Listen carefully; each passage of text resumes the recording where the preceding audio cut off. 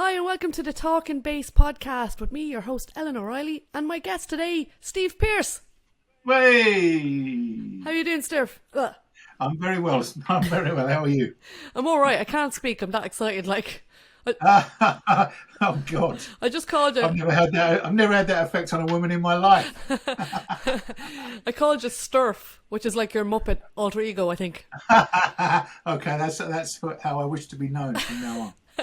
All right, Steve. Well, yeah, thanks for joining us today. I mean, I'm a big fan. You know, I remember my ex and me did some gigs with your daughter Polly, and he was like, "You won't believe who her dad is," and I was like, "No way, that's so cool." Well, I've been around a long time and I haven't been caught out yet. Nice. That's the main thing.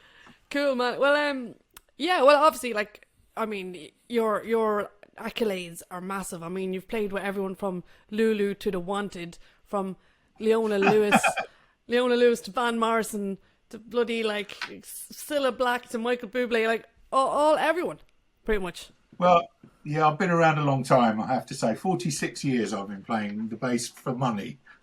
46. So you started when you were 5 years old, then, yeah? No, I did my first gig with my dad when I was 15, so work it out yourself. All right, okay. Well, you don't look it. Okay, thanks very much. Yes, yeah, I'll take that. So, how did it all start from you? Were you from a musical family? By the sounds of it, you were. My dad was a piano player, and he bought me a bass guitar when I was 14. And when I was 15, I was out doing little dance band gigs with him, weddings and stuff like that. And that's all I've ever done. So yeah, that's how it started. I learned as I earned, as they say. That is a great way to learn. But did your dad push you into bass, or were you attracted to it? Well, he says, I don't remember this, but he says I wanted to play the drums. But he thought, I'm not having all that racket in my house. So he said, why don't you play bass and then you can come and play with me?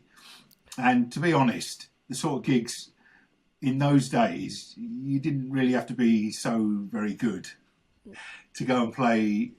I mean, I had a fantastic dad. He's not with us anymore. He died 10 years ago. But when I said I wanted to do it, he sat down and wrote out a huge big pad full of standards, jazz standards, the Great American Songbook, and some pop things. And so he got me reading music as well at the same time. He used to write little bass lines out and stuff. So I was absolutely so keen as mustard. At 14, I thought, great, this is what I'm going to do. Because I went to a grammar school and I was kind of bright, I guess, and I got a few O levels and all that business. But it was like a huge weight off my shoulders. I didn't have to go do anything. I thought, right, I'm just going to play the bass. And of course, I started earning money when I was 15, and I thought, well, this is even better. I can do this for a living. So that's how I got into it. And I mean, the music business then was vastly different than it is now, certainly today. But there were millions of gigs all over the place, everywhere. You could be, millions of sessions as well. I mean, started doing sessions a couple of years later, but if you could read and you could play and you were a reasonable personality, there were loads and loads of gigs around. So you could earn and learn and meet loads of people. You didn't need to sort of network. You just sort of met people and you did everybody else's gigs. I mean, I remember in 1980, when I moved to London, I had on my wall by the phone 90 different bass players' phone numbers. And we used to just swap gigs. So if I used to do loads of little nightclubs in the West End of London. Some very dodgy, some very high class. Casino place, restaurants, lovely little jazz things. And I used to take, I never had one they all had regular bands in. And I used to deck for everybody in all these different clubs around the Park Lane area. I used to play at the Playboy Club, up the rooftop at the Hilton, Les Ambassadors Casino, as a little Japanese kind of club full of very high class hookers called the Cenote round the corner, and I used to dep for people because they'd be off doing other things, and I'd take 7 nights a week in depping, and then I thought, well, I'm going to have a night off, so I'd dep out one of the nights. It was that busy, you know, and from that, I got my first flat in London from depping in one of the drummer in the Japanese full of East European hookers. That he got me my first flat in London, and it was amazing. And I mean, I met people that I still know and work with now in those days. So it was this huge network of musicians. So that was my kind of college learning ground, you know. That's great. That's great. I mean, and then how did that progress from swapping gigs and depping and everyone knowing each other? How did that then lead to recording sessions and stuff? Okay, so I did. My dad used to get the odd things, writing things, where we did a few jingles and little. I mean, in those days there were loads of cabaret acts around. Who one of the things they did, there was a company called SRT Records, who used to record. You could go and, as a cabaret artist, you could go and record your act or an album, so you could sell it on your gigs. I mean, that's another way I learnt to sight read. Was in those days you did like a dance band gig or a wedding, and there'd be a cabaret hired, and you'd go in the break, you'd go into the band room and you'd talk through his pad, his music, and go, oh, this here, go slower here, and we'd go on and do it, and it was like amazing experience. But those people made albums and to sell on their gigs. And so that was the very first session I did, 1977. I think I was 16. I think maybe just low 16. I couldn't drive, and we did a whole album in 2 sessions, and which I've still got at home, still got here downstairs, and and so that was my first experience, and I always wanted to do it. I absolutely wanted to be a studio musician. That was my ultimate ambition. So any chance I got. If any of my mates in the early days of Port Studios and stuff like that, I'd go around and play bass on their songs and stuff, just to learn how my bass sounded coming back through the speakers, how not to overplay, how to try and fit in with songs. So that was how I kind of got in, and I guess the really big step up was when I was 20, 21. I did a little stint in the National Youth Jazz Orchestra, and I met all my friends there and all my colleagues that if there is, I don't know, an aggregate of 30 musicians, 25 musicians in a studio, all the brass players, well, not these days perhaps, but maybe 50% of the brass players I will have been in the National Youth Jazz Orchestra with. It was an amazing class of musicians that went into that particular aggregate of Nigel. So I came out of that with my friends for life, and also, you know, a few of them went on to be musical directors, a few of them went on to be record producers. A lot of them went on to write for jingles and TV shows and stuff, and I got the call, you know, and then you meet somebody else, and then people know you're a safe pair of hands, and then you start working for this fixer and that fixer, and you know, that's kind of how it goes. I mean, lots of people ask, I want to get into sessions, how do I do it? And I can only tell you my journey, really, and really they all want to do what I do, but they're going to have to do it their own way and get their own friends who are going to book them, you know. So you never know what's going to happen. You never know what little terrible gig you do is going to lead to what it's going to lead to. And if you have a good attitude on the worst gig, it's happened anyway to me. So it's happened to me where my head was up and I was jolly, and the drummer said, "What are you doing?" We were doing this terrible pub gig, really, really dreadful pub gig in the East End, and it's a drummer, a friend of mine, Bobby Worth. He's a great friend of mine now, but he and I knew him before, and he said we were on this gig and we were just trying to give it one and trying to make it musical. This terrible piano player, and he said, "What are you doing next month?" I said, "Nothing." He said, "Do you want to go on tour with Buddy Greco with a trio and we're doing odd things?" I said, "Yeah, fantastic. Now, if I'd have gone there and just had a long face and moaned, he may not have asked me. You know, well, he wouldn't have asked me.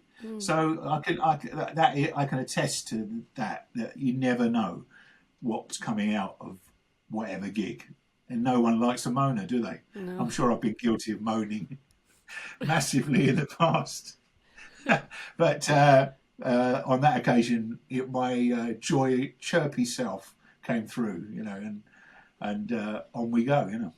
Well, obviously you've done like loads of great live shows as well and tours and stuff. But so if you had to choose between one or the other, would you choose recording or live? Well, it depends. That's a good question. But I mean, I love being in the studio, and I love playing live, and it all depends on what you're doing. Now, in the studio, I find it the thing that I think why I enjoy it is because I find it very easy is to make music out of whatever you put in front of me. Now, if you're in a studio, you know, you're there for 3 hours or whatever, 6 hours or 5. I've just done 5 days on something which was fantastic, but you can find yourself in the studio where it's very, very boring, but it's not for long. You know, you haven't got to go and live on the road with someone for 5 weeks. You know, I haven't done that, by the way. All the tours I've done have been fantastic, but so studio is sort of a quick hit. You go in and you find the music in what you've got to do, record it perfectly, leave everybody happy, and go out and sail off into the sunset. And that really appeals to me. So you're asking whether I like playing live or playing in the studio. It depends what it is. It's like everything, isn't it? You know, it could be a pain in the arse or it can be great. Right. So I don't distinguish. It's like I'll look for the music and try and make everybody happy, whatever I'm doing. So I don't have a preference, but I have a preference if it's good or not. You know, in terms of, you know, whether I'm being treated well or if I'm being useful or, you know, that sort of thing. I mean, I've done a lot of work in the West End shows in London. In my career, I've had quite a long period of having my own show. I've also done lots of work outside of that because it was always possible to dep it out and do other things to keep yourself sane. And that was hard, really hard work. And it doesn't really suit me playing something the same 8 shows every week, even though I did it for a long time. So I would put that part of playing live, if you can call it that, being under the stage in a black shirt. I don't really like that, but having said that, going and playing at Glastonbury with Tom Jones and Van Morrison was a pretty good place to play live. Do you know what I mean? Yeah. I can't think of too many times in the studio that I haven't really enjoyed. There's one or two things where the person who we were working with was never going to be happy anyway, but fortunately it's only for 3 hours, and you go home and you come out and it, you know, we all look at each other and go, God, thank God that was over, you know. We did our best, but you can't please everyone, can you? Absolutely. All the time. Absolutely. Yeah, so you mentioned a name there, Tom Jones, and I know you've played with like Aretha Franklin and a load of absolute legends, like, you know. Well, I played with Aretha Franklin kind of second hand, really, because they re-recorded all of her hits with the Royal Philharmonic Orchestra. So they use the original voice they peel it off the record. I've done countless of these albums with Elvis and Roy Orbison, Bing Crosby, Johnny Cash. That's quite a nice one. But I mean, we're playing along with the original voice, right. but we're re-recording the music. I mean, the Aretha thing was absolutely amazing. It was me and Ralph Salmins on drums, and Aretha's voice and her piano in the cans, which was immense. Yeah. And I had to play because of the technical thing of peeling off the original vocal. Some of them they can do it very successfully because what they do is the voice is always down the middle of the audio spectrum, so they peel off everything either side of the stereo picture, and you're left with the voice. But on some of the Aretha things, well, quite a lot of them, it was recorded with a band in the studio. So there's Chuck Rainey's bass.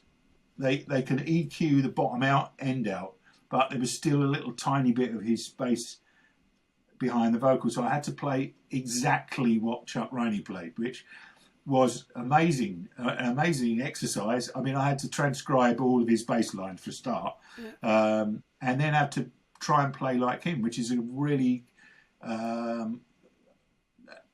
you know, do you know the way Chuck Rainey plays? He sort of bounces off the string. He doesn't pluck it.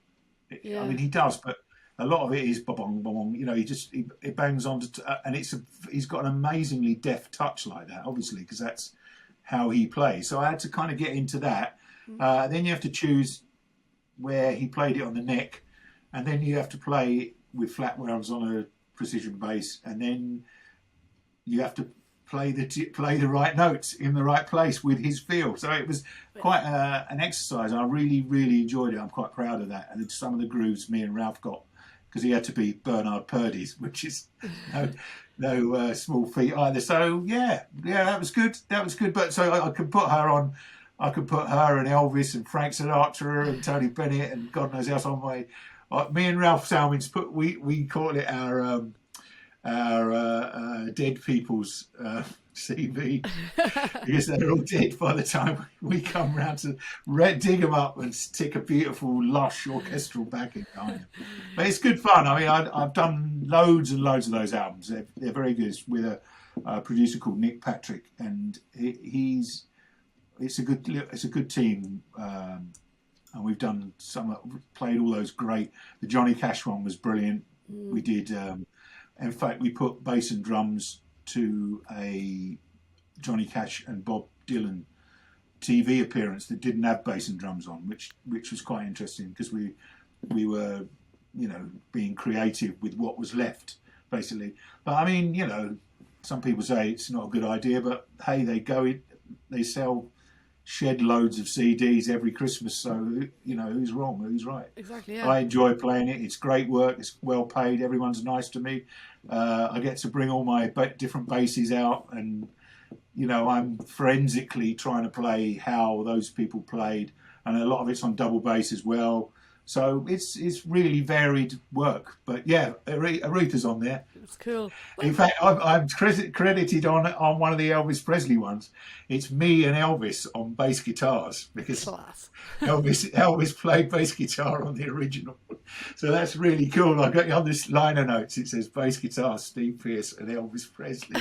That is cool. But it's like you're reimagining the stuff, though. I mean, I think that's really cool, especially when you know, the Johnny Cash, Bob Dylan one, where there was no bass and drums, and that you can reimagine it your own way. And that's cool. I mean, getting to session with people that are no longer with us, that's really cool. You know what I mean? Some of them, the zombie gigs. Yeah, the zombie CV. Yeah, zombie film. That's what I'm going to call it. Yeah. So I have to qualify that, because a lot of people would say he hasn't played with Aretha Franklin, which technically, you know, like, but hey. Listen, all the sessions I've ever done for the Wanted, One Direction, Westlife, Boyzone, all those boy bands things, I've never met any of them. I think I met Shane out of Westlife once. He came in, popped into the studio. Well, you know, I work with Steve Mack, the producer, on my own, with his engineer and his assistant. There's three of us. There's four of us. In his lovely studio, Parsons Green, and I've worked for him for 20 odd years, and we've played on countless number ones for him, and I've never met anyone. So it's whatever it is, isn't it? You just I go and make a bass noise when everyone phones me. That's great. That's great. And so you mentioned double bass. When did you switch to double? When did you take that up? Okay, so when I did in 1996, I started. I did the West End show Jesus Christ Superstar, the revamped version of it at the Lyceum. It's a fantastic band. Ralph Salmins was on that. Amazing band. And we had loads and loads of fun. And good, thank God it finished after 18 months. I guess one of us would have undoubtedly died. Anyway, but while I was there, And that was the first I got into it, and I thought, well, this show's not going to last forever, and actually doubling on double bass in the West End is a thing now. You know, I mean, it's an accepted thing now, and I thought, well, I quite like doing this sort of thing. So you know, it feeds my family. My wife at the time didn't have to work. I was on my belly on the carpet with my kids when they were young. I could dep out the show, and I had a steady living. I could be off whenever I liked, and it meant that I had a very nice home life where instead of a lot of people I know had to go on tour to earn half as much as I did in that. So I could have a mortgage, live in London, have a nice house, have 2 kids, and do that. So I thought, well, I think I'll see about trying to see how hard it is. I knew it was hard, you know. Anyway, there's a trumpet player called Simon Gardner, who is the lead trumpet on Strictly Come Dancing. He's one of the guys. You know, I was in Nijo when we were 20 years old, right? I still see all the time. I knew he had a double bass that he inherited from a family friend, and I knew it was a really good bass. So I phoned him out. I said, "Si, have you still got that double bass?" He said, "Yeah, it's up in the loft, covered in black plastic bin liners." And I said, "Well, if I get it properly restored, can I borrow it? Because I quite fancy learning how to play it." So he said, "Yeah, that's great." So anyway, I got it restored, and I got myself a proper classical bass teacher, double bass teacher. I'd never been to lessons. I'm totally self-taught on bass guitar. So, and I went to this lovely guy, Mike Lee, really lovely guy. He lived around the corner. And there's a fantastic book, a double bass method book called Simandl, which is written in like the late 1800s by a German guy. And it's a method of playing the double bass. And in true Germanic style, it's very, very ergonomic. You don't waste any time. You know, because double bass, you can hurt yourself if you don't position your body and your hands, and you can get yourself into really bad habits. So I thought, and so I bought that book, and it's a fantastic book because, you know, the first thing is you know, he could teach me. I said to him, "Look, I've got this double bass here. How the hell do you find where the notes are on this massive black fingerboard?" And he said, because I knew him because he used to do sessions on double bass, and I'd be on bass guitar, so I knew him from there. So we you know, I said, "I can read anything you put in front of me, but I don't know how to play it." And he said, "Fantastic," because he was a very kind of a very OCD sort of guy, and was very interested in exactly getting me into the right position. So, and the Simandl method, it takes you from one position every week, and we'd do one a week, and then I'd go away and practice they had little studies underneath. And I had a bow in my hand and making horrible noise, but I was absolutely mad keen for it. And it was a hobby, really. I didn't really think anything of it. I really got into it. I was practicing a lot, and I used to go to him, and I got all the way up to the octave, and he went, "Right, go away and play. Just go away and practice, and come back, and we'll get to the next bit, which is Simandl Book 2, which we never did in the end, because Pete Murray is a keyboard player. Oh, God. So I'm sitting at home just enjoying my hobby, and of course the word gets out that I'm playing double bass, and Pete Murray phoned me up and said, "Steve, I'm producing an album for Barbara Windsor, and we need double bass this afternoon at CTS Studios in Wembley. Can you come down?" And I thought, well, I'm not going to say no, am I? You never say no. So I go along, and it's Dave Arch, Strictly Come Dance's MD. He's the MD, and all my mates there, and I walk in with this double bass, and I've been scared to death ever since. Actually, that's the truth of it. So that was kind of 1996. I started playing. To the long-winded answer to your question, 1996, I decided, and I have never stopped, and thank God, because I still love it. Here it is. Can you see it? You can't see it. I can't see it from there. There it is in my music room. There we are. And that's always there, and unless it has to go out for a session. I've actually just put all my basses back in because I've been at Aer Lingus for 5 days, and I had to take loads of basses, and I had to sort of strip this whole room, take the amps and all that sort of thing. And of course, in lockdown, it's been here every morning. I just walk in half awake, and do a study every time I go to the loo. Play a study, that's my kind of life here. So it's good. So yeah, that's my double bass journey to this point. Cool. So would you say, well, it sounds like it seems like you've answered my question already, but you would say that taking up double bass has opened more doors for you and expanded your... Oh God. Yeah, I mean, I guess I could get my old diaries out, and I could probably, this is a good guess, but I would say I would have not done half as much work if I hadn't put the time into learning double bass. Now,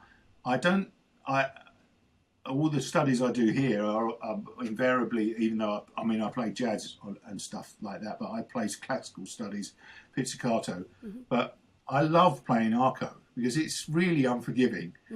And it's like playing golf, you hit a sweet spot, and it's the most satisfying thing in the world. But it does punish you if you don't practice it, and it's good for you all round. Your reading music, your strength wise, the touch of it, and all the rest of it. So yeah, I love it. I do love it, and I would say I would earn half as much. I've been doing it for so long now, since 1997 or something, when I started getting booked on it, that I can't. It's really difficult because some jobs have come out of somebody booking me on double bass and bass guitar, and then I've ended up doing loads of work just on bass guitar. So I can't really answer. Do you know what I mean? Because I'm known to play both. It's been immensely useful, absolutely immensely. And I mean, listen, I love playing music, so any chance, if I can up the chances of me getting out and playing music by playing bloody accordion, I'll do that as well. I don't care. I can't play accordion, by the way, and I have no wish to, but needs must. Adapt or die, as they say. Oh yeah, well, especially in these days, I mean, we all have to adapt so much. It's for the first couple of months I was like, no, I play live and that's it, and I'll just wait a little bit, and then it just kept going. The plague kept ravaging on, so now I podcast. Yeah, well, good for you. You're talking about music, aren't you? So it's fine. I mean, I think you just have. I could never deny it, so I would probably do the same thing if I was you. But I mean, fortunately for me, about 2 weeks before, I haven't lived in the house where I am now for very long, and a lot of stuff is still in boxes. And Steve Lipson, the record producer, phoned me up and said, "Can you record from home?" This is about 2 weeks before we locked down the first time. And I said, "Well, I guess so, but it's all in boxes still. I haven't unpacked anything yet." He said, "All right, well, I'll have to move on, So I lost an album out of it, and I thought, and then all the news was coming in, and I thought, you know what? I reckon this looks really bad, So I got the stuff out of boxes, and I've got Logic, and I've got all the basses and a lovely valve amp and all the rest of it.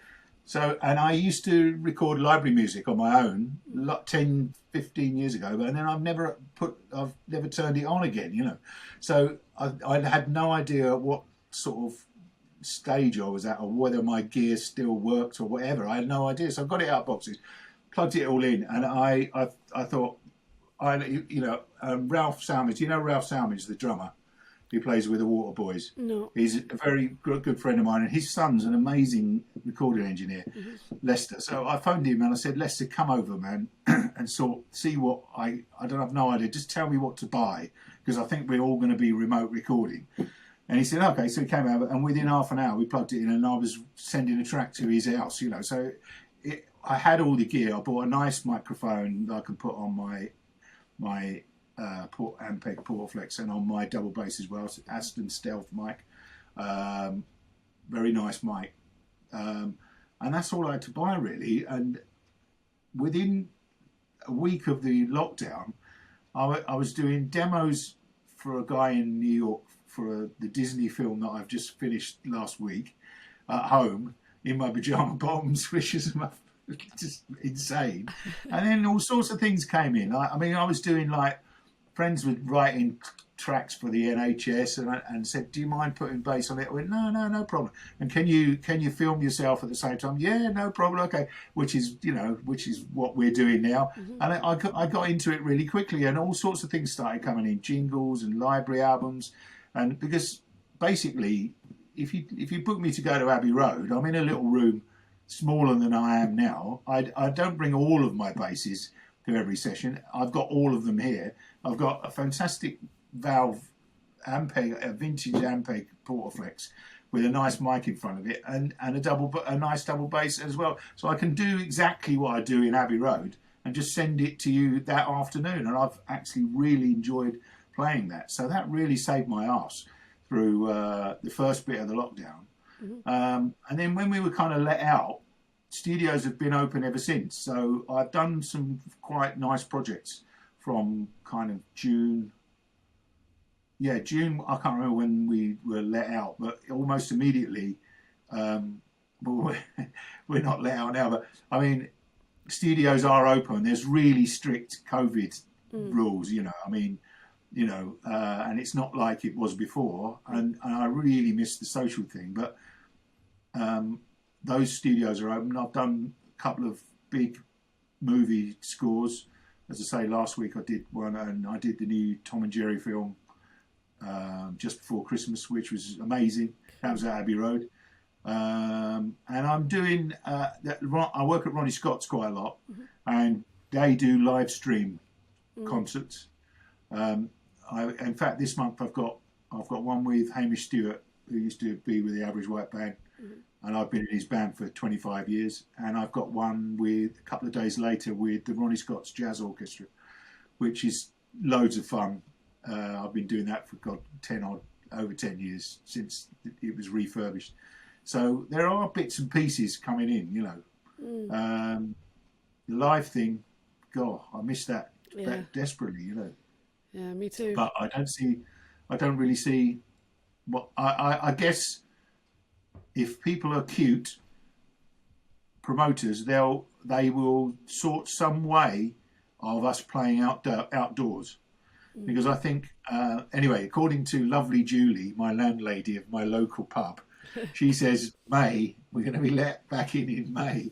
I always believe her, because she, and I think, yes, we will be let out, but I don't think we're going to be in pubs or in venues.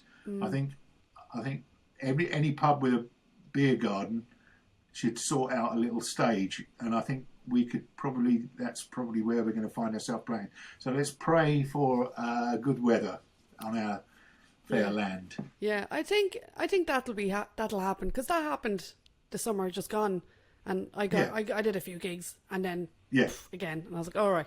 Yeah. But yeah, I like the way you say let out, like we've all been naughty and we're finally kind of let out for a bit, and we all. No. I plead guilty to many things, but not guilty. I don't deserve. I don't deserve to be locked in. But no, we are, aren't we? We're incarcerated. Yeah. I mean, I personally, I live on my own, and I'm used to that, and I quite like it. Yeah. So I don't mind. I've got lots and lots of great friends online that I chuckle with daily, just like we're doing now. Yeah. And we check in on each other and look after each other. And I'm fortunate enough to be at a time of my life where it's okay to lose all the live gigs, because I've still got a session career, and so. But a lot of my younger musician friends really got absolutely poleaxed by it. I mean, all the guys I know, the young guys I know who work in the West End like I did, I was in there at their age, and everybody goes in there. You don't go in there for musical reasons, really, because it's like a factory. It's not very gratifying. It's a whole other mental agility thing to play great and keep your head together 8 shows a week. I failed miserably on various occasions over my time in the West End. Other people do it, and the young people, and it's looked upon when you go to college now in this country. You know, it's a thing that you really hope to have is a West End show. You know, because you can have a whole career in there and have a very good life, much the same as I did. But those guys, you know, there's not the sessions out there anymore like when I did it. They're in there all the time, and also the debt policy in the West End is much stricter. And of course, when they got locked down, and they never got any money because, you know, playing in the West End took you well over the threshold for any help from the government. So I really feel for those guys, and a lot of my friends drive vans, and my great friend Frosty, the trombone player, he drives a pallet. He's about 20 stone, and he drives a pallet lorry from Marks and Spencer's up north. And I think, you know, wow, man, well done. You know, adapt or die. But I mean, I'm lucky I've come to a place where, you know, I'm where I am. So I'm very grateful, very, very grateful for where I am. And a lot of people have had it very bad. And I mean, the whole Brexit thing as well. God dear, as if we need anything more in front, more on our plate. You know, I mean, I've also had a magnificent time in Europe, playing in Europe live on tour. And, you know, we were talking about where you come from in Ireland. I mean, I've had fantastic times in Ireland, absolutely amazing times. You know, it's because it's, and to be a musician and not get the chance to go and find out about our European friends anymore because there's so many obstacles in the way. That's an awful prospect for young people, because I mean, I've done things in Europe where it's been fantastic gigs. I mean, I've been with Tom Jones all over Europe, and all over the Europe. And I've also done little tiny jazz gigs in Germany where we drove a van to Germany and had a fantastic time, you know. So, you know, to not get the opportunity to just sample, it's what makes our music, sampling all the things in the world. It's a tragedy. It's tragic, really, on top of everything else. My God, you know. Anyway, cheer up. Ask me a cheery question, for God's sake. All right, sorry about that. Well, all right, how did you... Oh, here's a good one. Bill Bailey. Bill Bailey, yes. Yeah. I love that, like the Bill Bailey's Guide to the Orchestra, and there you are playing the cowbells and stuff. It's brilliant. Cowbells, that was talk about adapt or die. I told you, didn't I? Me and Ralph Salmins on drums, and Frank Ricotti, absolute legend percussion player, absolutely legendary for another generation back from me, and he's still playing amazingly. Well, all three of us work for Anne Dudley, who is a film composer. I did the Full Monty film where she won her Oscar with her, and I love her to death. I've worked for her many, many times over the years. And she phoned me up and said, I've got this gig with Bill Bailey. I'm writing for an orchestra. We're going to do 2 nights at the Albert Hall where it's going to be a DVD, and you're going to be the rhythm section. I went, great, okay. So we turned up at John Henry's rehearsal studio, me, Ralph, Frank, and Bill. So she'd written all these little things, little funny little sketches that we're kind of just playing. There was nothing to play really. It was fun, but I mean, they needed us to be there. And he said, I've got this idea, lads. I've got this idea. I don't know if you're up for it. Of course, this was the first time we'd met him, so we said, yeah, whatever you like. He said, I've bought these Alpine bells, and I've got this idea. We're going to play the Swan from Carnival of the Animals. We went, okay. So he gets these things out, and of course, like Frank's a tuned percussion player, right? It's a piece of piss for him. And Ralph did tuned percussion at college, right? So it's okay for him as well. And there's me, who can just play the bass. So we turn up, and there's this massive sort of table full of things. And anyway, we got through the first 8 bars, and I thought, God, this is so outside my comfort zone. I'm the bass player. I took bass up so I could sit up the back there, just providing a comfy sofa for everybody. And here I am, right up the front. Anyway, we had another rehearsal, and we got to the end. We got to the end of it, and it was fun. And in the end, what you see, I mean, we'd done one warm up gig at the Brighton Dome, and then we did the live DVD. But of course, on every sound check, we'd all of us, four of us, would scoot off to the side and have a little rehearsal, and we'd have like our names on the notes and all that. So it made it. But what was fun was that we started getting into the comedy routine of it all, where we're pushing each other out of the way, which was it was a joy, because I'd never done anything like that before. I'd never been out the front before. I'd never been a showman in showbiz, darling, at all. And I thought, God, because I was a kind of a very nervous little boy, believe it or not, until I started. I don't believe playing. it. No, it was true. I mean, I was really very shy and very nervous until I started playing, and then I wasn't. But and I thought, my God, this sort of 10-year-old me, if he knew what his grown-up self would be doing, it was an amazing revelation. And we had such fun doing it, to the point where we actually went on tour.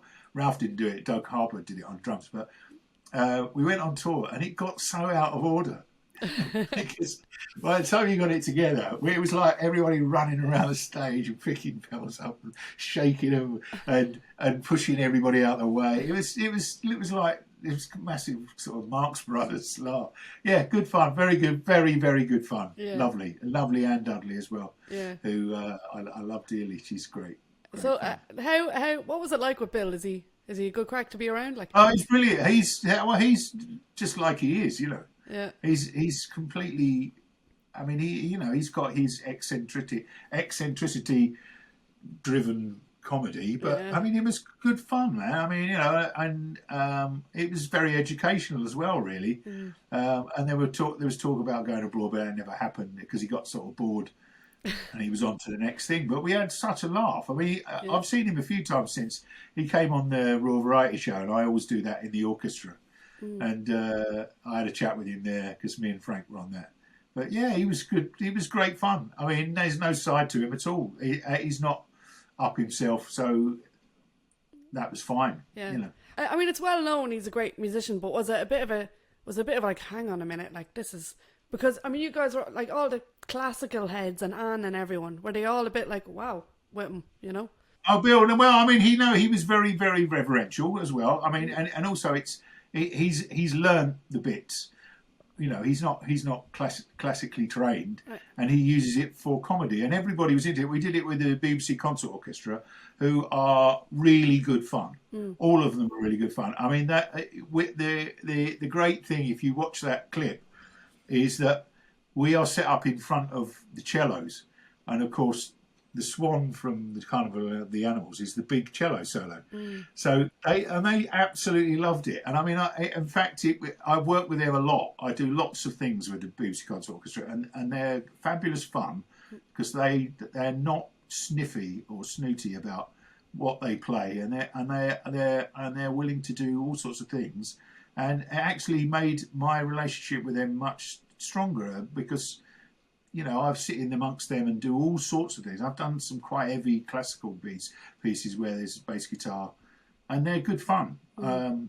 Yeah, so they Bill fitted in fine because he treated them with respect, and they treated him with respect. You know. Yeah.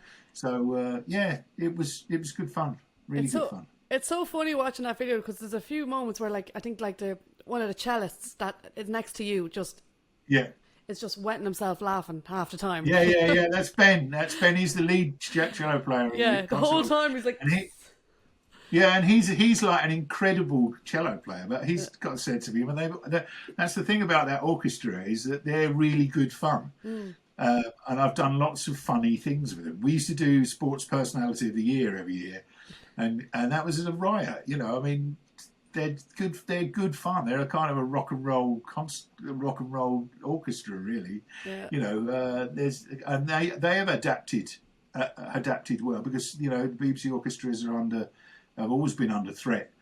And the Concert Orchestra I've done all sorts of things with them. We played the whole of the Saturday Night Fever album with Anne Dudley again, with a rhythm section at the Roundhouse. That was the Concert Orchestra, and they all just roll their sleeves up and get involved. They're good, really good fun, Cool. I'm going to have to go back a bit now, because I'm just wondering, how did you get into playing with orchestras in the first place? Okay, well, this goes back to my burning desire to play in the studios. And when I was I think I was 17, maybe 18, as a friend of mine, a drummer called Jeff Cox, he used to do the London Palladium Panto every year. And they are absolutely world famous. They're the most, in those days, they were incredible shows. It went from the start of December until the end of March, right? And it was 12 shows a week. And there were fabulous sets. I mean, absolutely incredible costumes at the London Palladium. There's a 20-piece orchestra in the pit. It was a real spectacle of pantomime. They do it to a certain degree now, but I mean, in those days, they really pushed the boat out.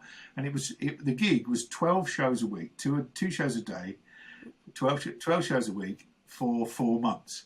And the MD there who was the MD for the London Palladium Theatre, was a guy called Gordon Rose, and he was absolutely wonderful, wonderful man. And you can talk to lots of people who know him. They'll all say the same thing. He was a massive, nurturing person. He used to run the jazz big band at Morley College on a Saturday afternoon, which was long before its time. I mean, all like Trinity and Guildhall and the Academy, they all have a jazz course now. There was no such thing in those days. So at Morley College, he started this big band, and he was really nurturing, a beautiful man. And Jeff Cox, the bass player, who I still see on sessions, Alan Morley, his name is, he played double bass player and a bass guitar player, and he took the gig on. And the thing is, it was full of session players, the band, and everyone took it just because it was a quiet over Christmas and New Year. So they took the gig and then decked it out, and you were allowed to put as many decks in as you like. It was like whatever. And because I was mustard keen, so Jeff, the drummer, said I'll have a word with Alan, see if he can use you for a deck. And he started using me as a deck, and I was absolutely terrified because it was following a conductor. I'd never done that before. There were strings, there was a harp, there was a whole big band. We're all crammed into this pit.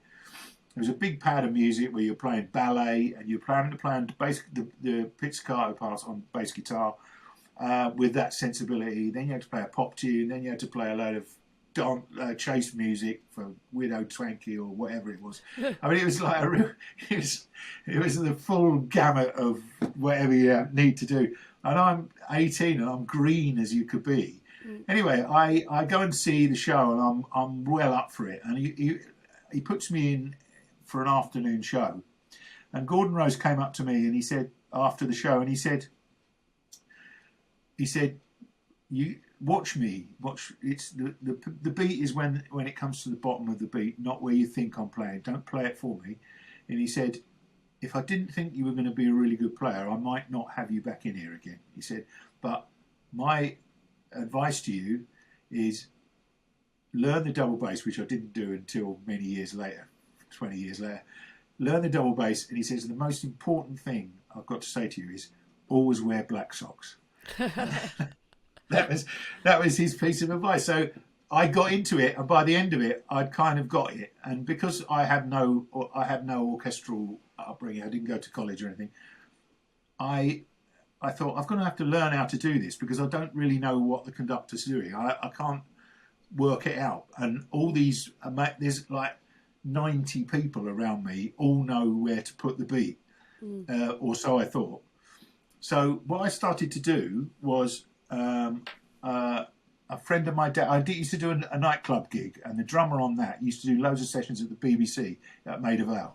And at that time, they had 6 studios running at Maida Vale. In Studio 1 was the BBC Symphony Orchestra, which is still there to this day. In Studio 2 was a very live ambient studio where they had choirs and things that needed an acoustic. Studio 3 had the radio big band in. Mm-hmm.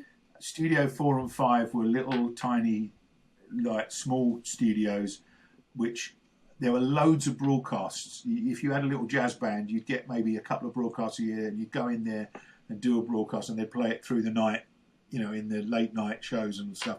And Studio 6 was the radio orchestra, which was like kind of light music, sort of easy listening music. And I used to go, I was about 18, and I used to drive down there from Hitchin in Hertfordshire, it's about 35 miles. And I used to go from studio to studio and just sit quietly. I knew everybody, and I was very respectful and quiet and all the rest of it. And I just sat there and watched. I used to sit behind the bass player in the radio big band, Brian Short, lovely man, very nurturing to me.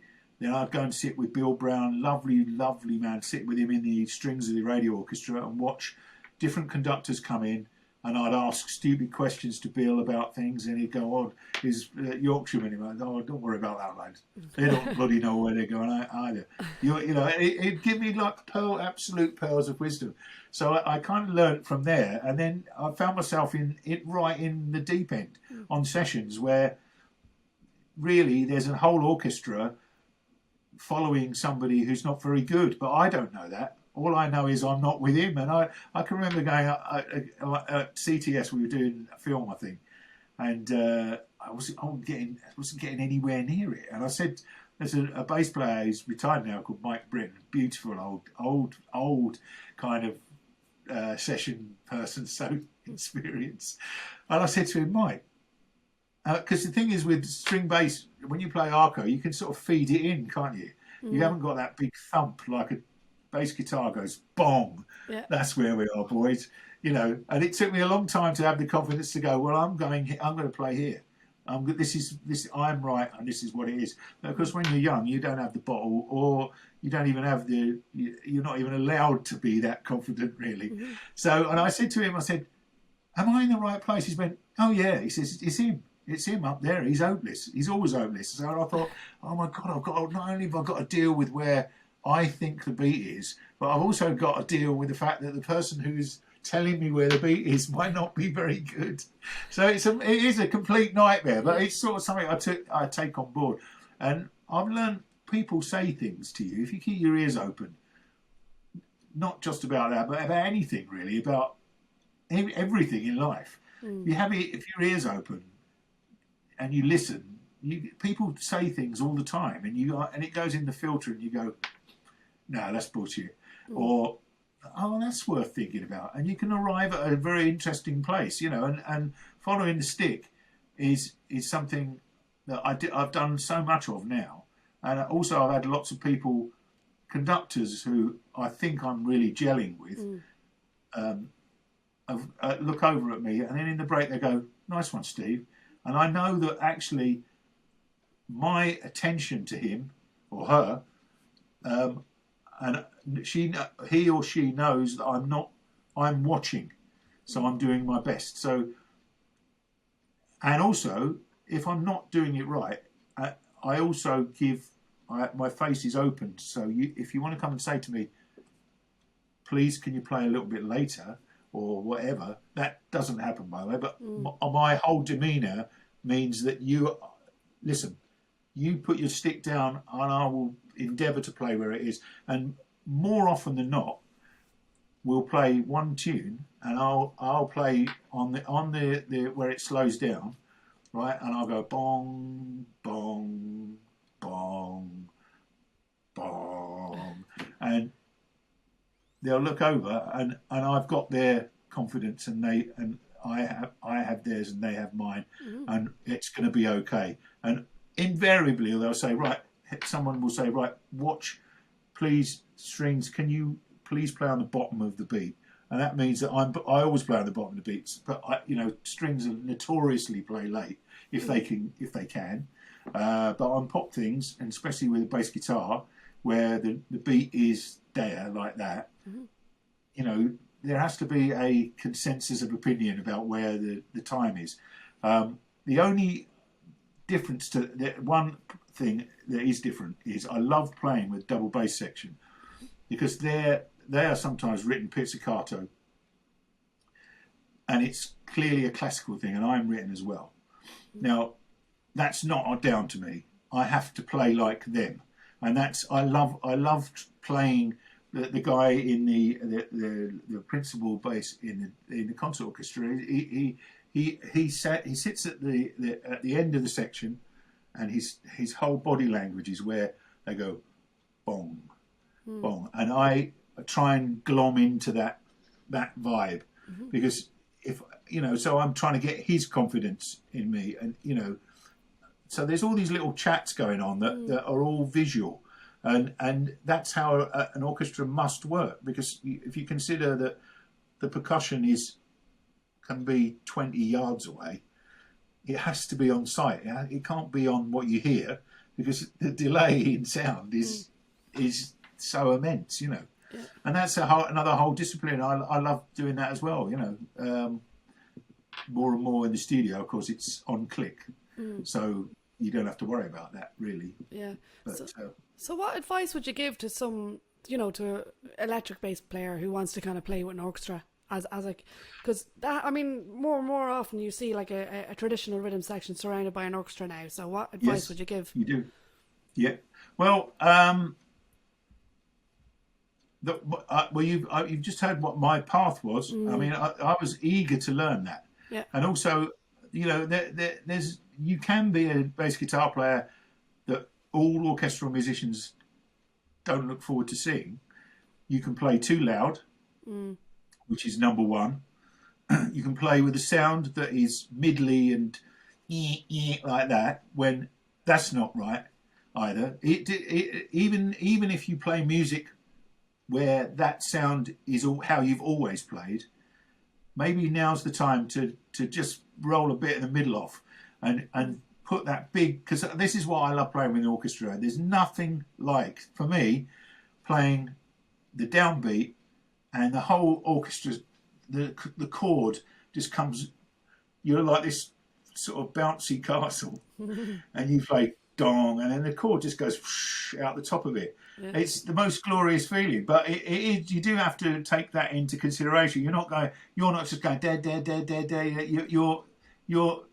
You're taking on the weight of the orchestra and the music that you're doing, because even if you're playing with an artist where you only ever play with the rhythm section, when you play with an orchestra, it can all go horribly awry if you just go tearing through everything. You have to have an ear out for what their problems are as well.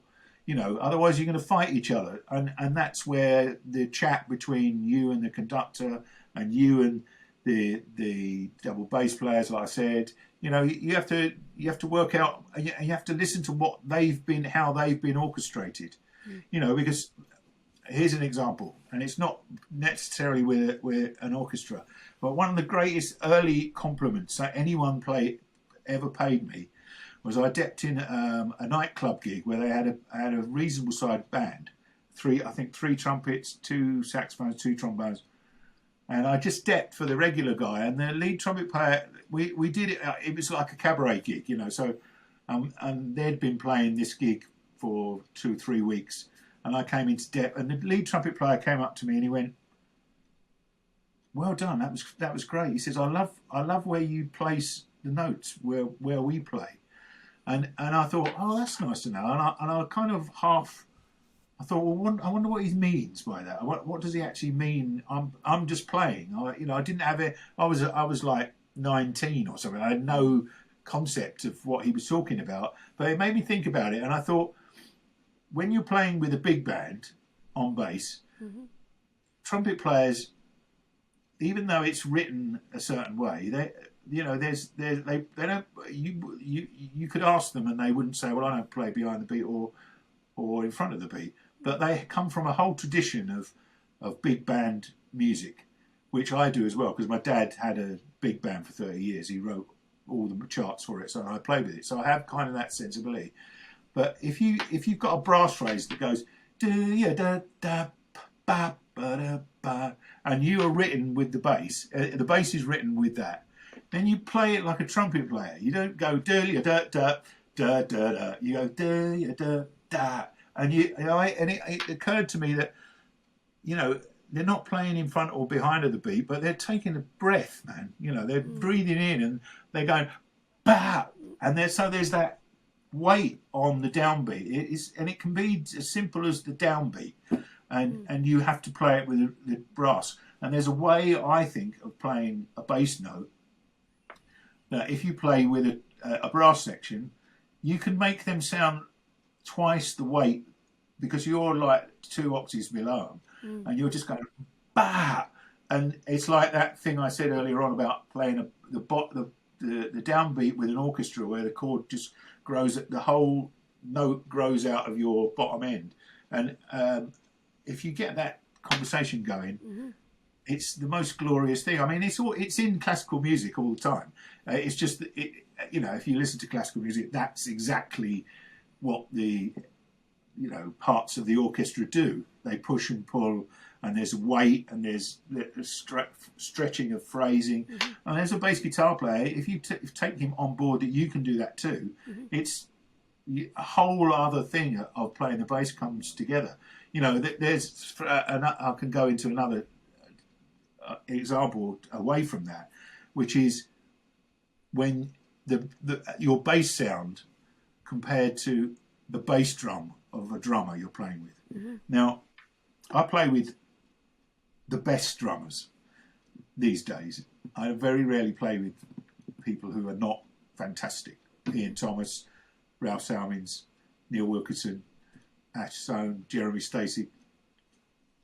There's all of them are amazing. They're all amazing, and they all have fantastic. Their drums sound fantastic. All of them, you know, but they all sound different. I mean, Mark Fletcher, his bass drum sounds different to Ian Thomas. Sounds different to Ed Richardson. Sounds different to Ralph Salmins. But they all sound wonderful. So when you play something as simple as a dotted crotchet quaver with the bass drum, you have to think how to play with that. And obviously, those players that I play with, I don't ever have to play anything to. But if I'm playing with them live, I might tweak a little something that will make that bass drum and bass sound expensive. That's what I like to sound. Comfy, expensive, and everyone's going, oh yeah. You know, and that's something to think about as well, and drummers too, because I did a gig with somebody a long time ago, and a kid turned up on drums as a dep, and I know he was at college, and his drums sounded like he'd tuned them in a little tiny room where he practiced his arse off. He played fantastic, but he hadn't had the experience of hearing the relationship between his 4 limbs and his drums. He hadn't learned how to tune them properly, so my bass sounded shit all night because I couldn't, because he'd tuned it so that it took all the nice things out of my sound. You know what I mean? And that's something that doesn't occur to people. I mean, I don't do it only with people I know, but if I'm recording with any of those guys I mentioned, and I go into the box to listen back to a playback, and the engineer's he's not thinking about the relationship between the bass drum and bass. All he's interested in is he's recorded them cleanly, right, and with a lovely sound, which invariably they do. However, when I'm in the box and I go and listen back, and this is particularly, I do this with Ralph Salmins because he's got a fantastic studio and I've worked there many times. It'll be either me or him, even though it's not a mix. We're recording, we're actually tracking, so it's not a mix. But we want to make whoever the client we're working for, we want them to hear it as best we can. And invariably, Ralph will go over and say, "Can you just turn the overheads up a bit?" And I'll say, "Can you just duck the bass drum below the level of the bass guitar?" And sometimes people will go, "What do you mean?" I said, "Well, just do it. Just do it. And all of a sudden, the bass drum and the bass guitar become one instrument. Mm-hmm. Even though they might not be playing the same thing, but they become one instrument. And all of a sudden, when you hear the Muscle Shoals rhythm section, or Chuck Rainey and Purdy, or Steve Gadd and Will Lee, or I don't know, whoever you want to talk about, groove players. Yeah. You listen to the bass drum and the bass guitar.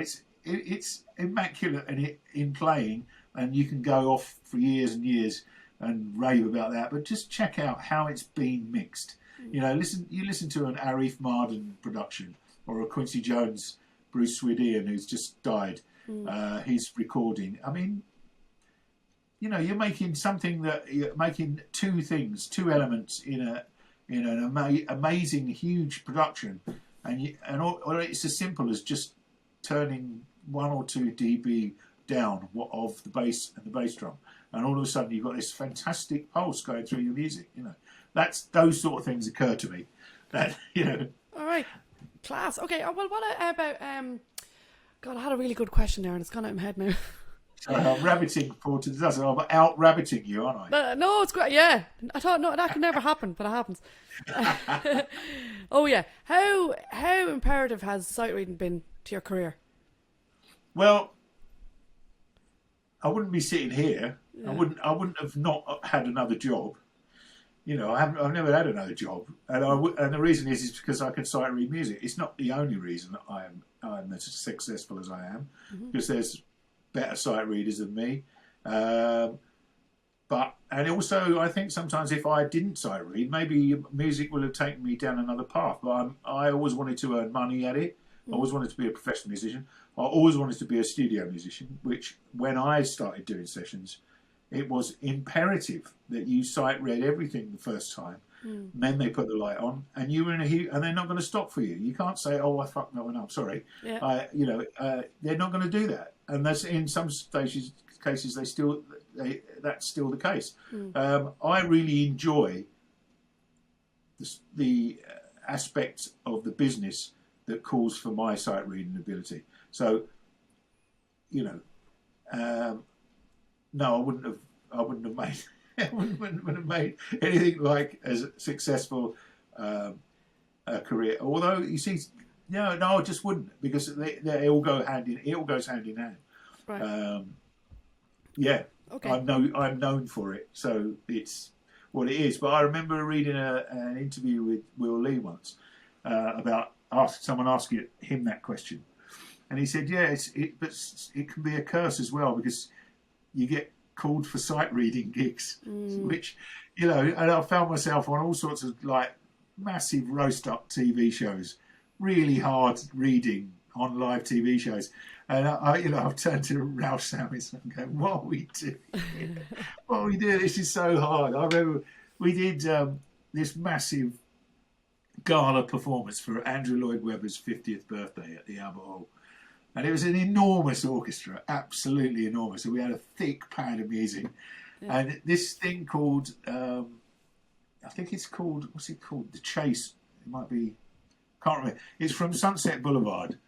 And it goes 5, 8, 11, 8, 7, 8, 3, 8. There's a row. And it's a nightmare. And we rehearsed for like 4 days. And every time there was a break, Ralph would just count the rhythm section in, and we'd just go. We'd have it by the side of all the rest of the music, and we were just rehearsing it for 4 days in the breaks of everything. It was so hard, and we played it live on the TV, and it was fine.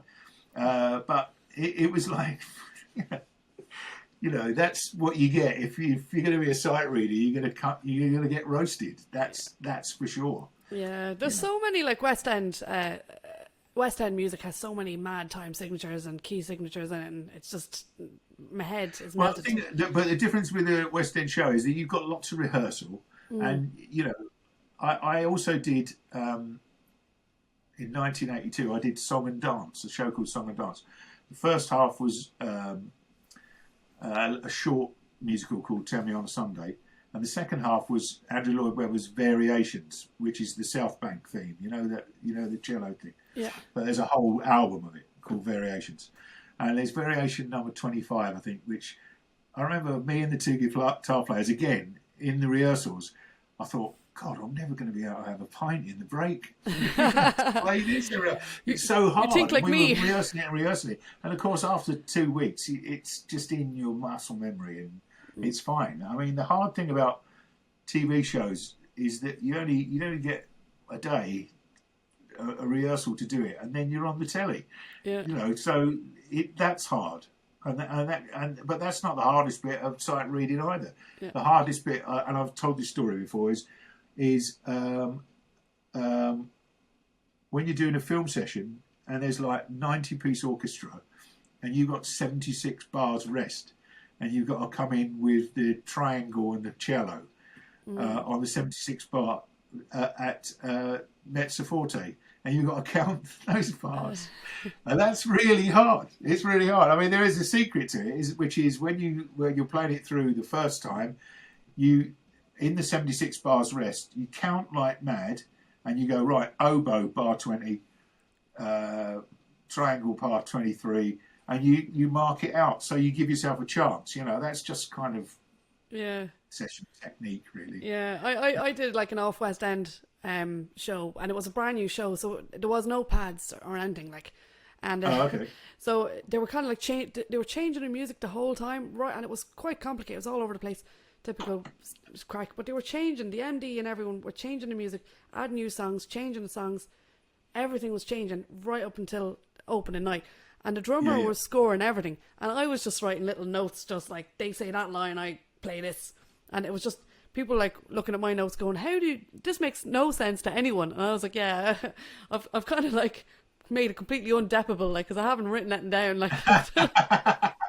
Yeah. There's a note. He says that, I play this, and then the rest is just in my head, because they just kept changing. That's all that is your language. I mean, music's it's a language. I mean, how many people have asked me, how do you learn to sight read? And I go, well, it's just like learning Italian. You know, you just have to keep doing it. I mean, look here, by my side here we are. What's this? The Dotzhauer cello studies, right? They're really worn and knackered because I play them all the time. because sight reading is, you have to do it all the time. You have to keep your brain recognizing rhythms, and so that you're not reading really. It's sort of just the page is just telling you what you already know. You know what I mean? You learn that dotted crotchet quaver, whatever, or semi-quaver. You don't even think about counting it. It's just you recognise the shape, and then you put the notes in, and you're not even reading the notes because your hand goes where a B flat is, and it's in the same way as I'm rabbiting, you're rabbiting. Now we're not thinking about it, are we? Our brain's thought is going ding out into the ether, and that's how sight reading is. And the thing is, the reason I've got these books, and I've had them for 40 years, you know, I've got a massive, like that tall, pieces of bass music, trombone music, bassoon music, cello music, fantastic for 5-string bass because it's written down below the stave. And I just keep pouring through them, put the metronome on. Sometimes you know, I'm half asleep and can't get that flow, you know. But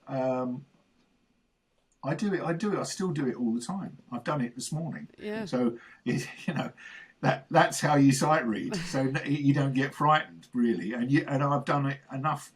The hard things for me is when composers compose on a keyboard and press go on Sibelius or whatever it is, and there's all sorts of weird spacings and couplings and that are not proper musical notation. And that I remember I did a film for me, Frank Ricotti and Ian Thomas again, did a film for a guy who wrote everything in half time. And we looked at it and went, the click went on and we went, this should all be in half time. And so we had to, it was a nightmare. In the end, we all got together in the control room, and we had to say to the guy, look, can you just give us 5 minutes? Because, you know, it's okay, you've written it like this, but actually we're feeling 1, 2, 3, 4. You've written it 1, 2, Yeah. 3. And so all the things really easy rhythmic couplings became a nightmare to read. But I mean, it was okay in the end, but it was unnecessarily hard because there is a way of notating music, you know, showing the half bar and all that, and so all the things that are in here from decades we can easily access, and you can write things. I mean, you still get caught out, obviously, where you have to count like mad, but that's hey, you chose the instrument. Yeah. Sibelius does that sometimes. It just makes weird bars and you're like, it used to drive me crazy, like with that crack. But does that looks like the Lewis Belson rhythm reading book behind you? Is that? Am I right? Where? The white and ginger book right there. White and ginger. All right, what we've got here? Yeah. Oh, all right. I thought it was Lewis Belson. I was getting all excited. I was like, I have that. No. It's these are the Coprash 60 studies for trombone. Oh, very good. I borrowed off of my friend Neil Sidwell, trombone player, many years ago, and he never gave it back. And these are trombone studies, technical studies for trombone, Muller. Right. See, so they're whatever they are. Right, okay. Right, here, I've got one more question for you. Right, if you were stuck in a desert island, right? Yes. And you have to record everything on one bass. What bass would it be? Good question. Really good question. I've got about 16 bass guitars. I think I have anyway. Well, let's say 3. Let's say if you could do all 3. the work. Oh, okay, 3, that's better. Right? Yeah, because I was thinking that's a bit too. Okay, so I've got my red, my Candy 1998 Candy Apple Red Roger Sadowski 5 vintage 5 string, which is maple neck. That's an absolutely amazing bass.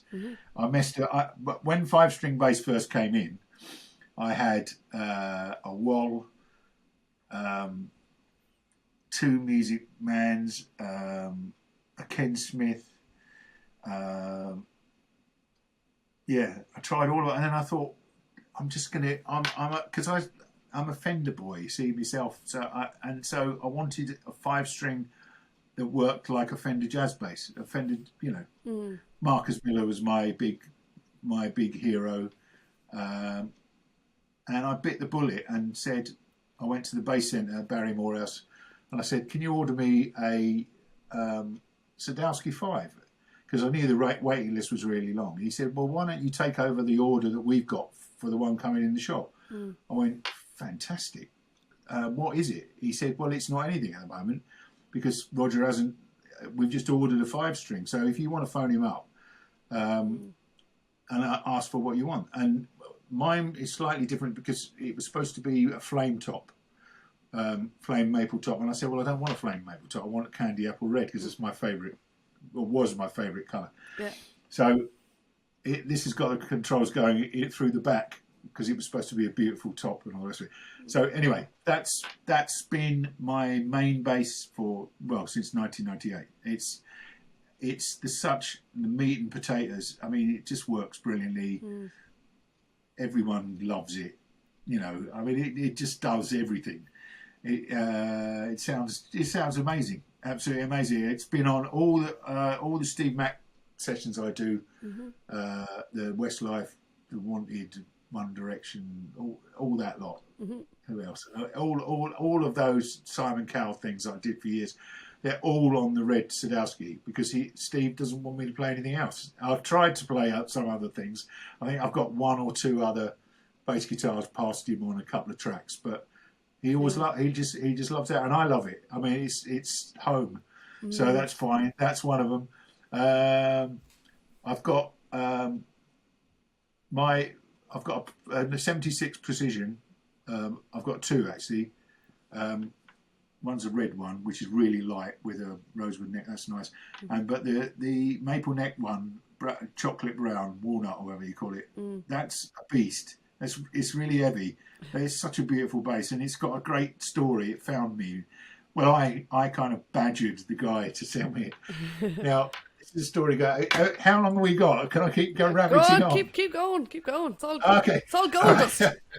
Okay, so when I started playing bass, my dad he didn't do sessions. He did loads of. He was a freelance musician all over the place doing different things. Anyway, the bass player he used to do little trio gigs, and the guy who used to do it was a guy called Bill Silcock, who gave me lots of work when I first started playing. He was very kind to me and very nurturing. And considering it was nice, considering that when I started playing, all of his gigs with my dad went because I started doing them. Anyway, he's a great friend of mine, and he gave me loads of gigs. Anyway, he retired from playing, and he actually went to Spain to live, and then he came back, and he ended up being a copyist in studios. So I used to see him on film sessions all the time, and it was always great to see him because he was a mate of my old man's, and he's known me since I was 15. So it was great to see him. And I said to him once, I said, have you still got that old Fender Precision? He went, oh, yeah, it's up the loft. I said, well, anytime you want to sell it, Anyway, it took about 5 years. And I asked every time I saw him, I said, don't forget about that Precision bass, will you? And anyway, finally, he came up to me and said, do you want to buy this bass? I said, yeah. How much do you want for it? And he said, I don't know. I said, well, if you find out, I'll buy it. So he came up with the price, and I paid him. And I got it back, and then I took it to a guy called Bill Pucklet, who is the guitar god guru. He lays his holy hands upon the bass, and it comes back brilliantly, and it's just amazing. So I've got that for the precision sound. That's that there. I mean, the reason I find it so hard to say that is because the Sadowskis does everything, but well, for example, I did a film last week for Disney, right? And the composer had written all the cues, the demos for the cues, on Trilogy, the bass sample bass sound. And he said to me, "Have you got a Music Man Stingray?" I went, "Yeah, I've got a 1979 one. I've had some new. It's beautiful." Nice. And I never use it. He said, "Oh well, I've written some of these cues on it. So can you bring it?" I went, "Fantastic." Yeah. So I've got all these basses, and they all got. Sometimes they never come out, but I mean, there's nothing like plugging my '79 Music Man Stingray bass in. It sounds amazing, but it sounds like a Music Man Stingray, which is sometimes they don't want that. Yeah. But I mean, precision is the cream sound, and it's such a beautiful sound. And then as a jazz bass, I've got a '78 Maple Neck Jazz, which is glorious, absolutely glorious.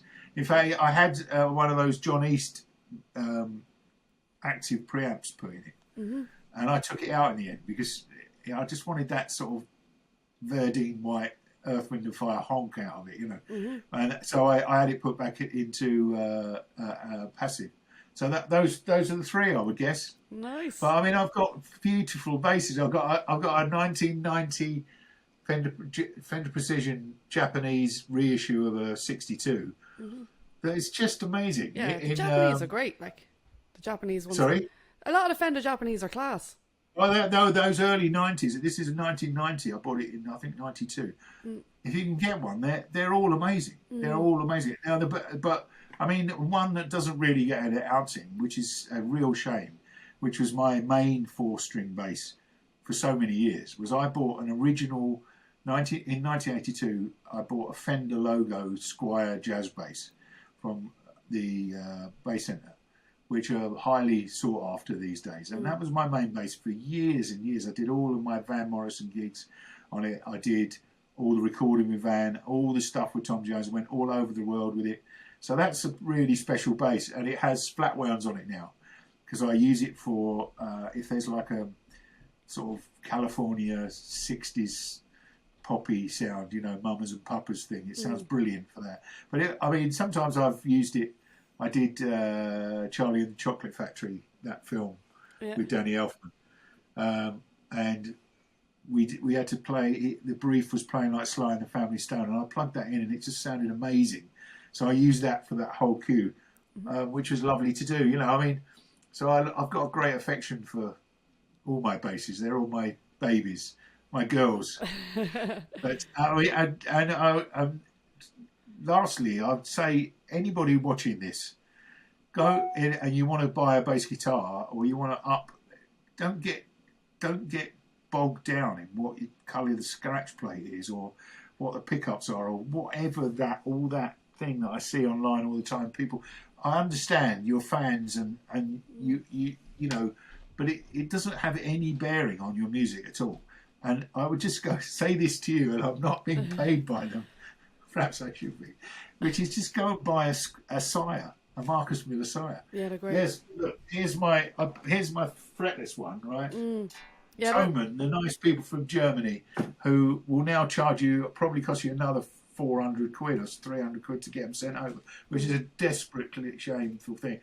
This was about 370 quid. It's fantastic. Yeah. I've got I've got a matching one because my favourite colour is Olympic white with a tortoiseshell scratch plate. That's my colour. I've got the fretted one. I use that on all my live gigs, all of them, because it's got that Marcus Miller preamp in, and it's instant Marcus, and you can have such great fun. You can even slap and get away with it. You know, people won't turn around and go, "What are you doing?